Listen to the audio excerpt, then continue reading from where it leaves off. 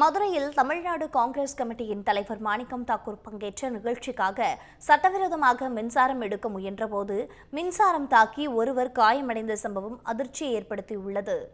மதுரை சிம்மக்கல் பகுதியில் நடைபெற்ற நிகழ்ச்சியில் மாணிக்கம் தாக்கூர் பங்கேற்றார். அங்கு ஒலிபெருக்கி அமைக்க சட்டவிரோதமாக மின்சாரம் எடுக்க முயன்றதாக கூறப்படுகின்றது. இதில் ஆழ்வார்புரம் பகுதியைச் சேர்ந்த ராஜா என்பவர் மீது உயர் அழுத்த மின்சாரம் தாக்கி படுகாயமடைந்து சிகிச்சைக்காக மருத்துவமனையில் அனுமதிக்கப்பட்டுள்ளார். இதுகுறித்து காவல்துறையினர் மற்றும் மின்வாரிய அதிகாரிகள் விசாரணை மேற்கொண்டு வருகின்றனர். இந்நிலையில் இச்சம்பவம் குறித்து மாணிக்கம் தாக்கூரிடம் செய்தியாளர்கள் கேள்வி எழுப்பினர். இதற்கு விசாரிக்கப்படும் என மாணிக்கம் தாக்கூர் பதிலளித்தார்.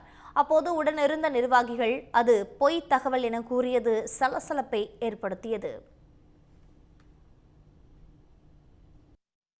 இந்த நிகழ்ச்சிக்கான மின் இணைப்பு எடுக்கும் போது சட்டவிரோதமா எடுத்தாங்க. அதுல அந்த மைக் செட் ஊழியர் வந்து காயப்படுத்திருக்காரு சார். இல்ல அதெல்லாம் பொய். அதெல்லாம் அதெல்லாம் இல்ல சார். விசாரிப்போம்.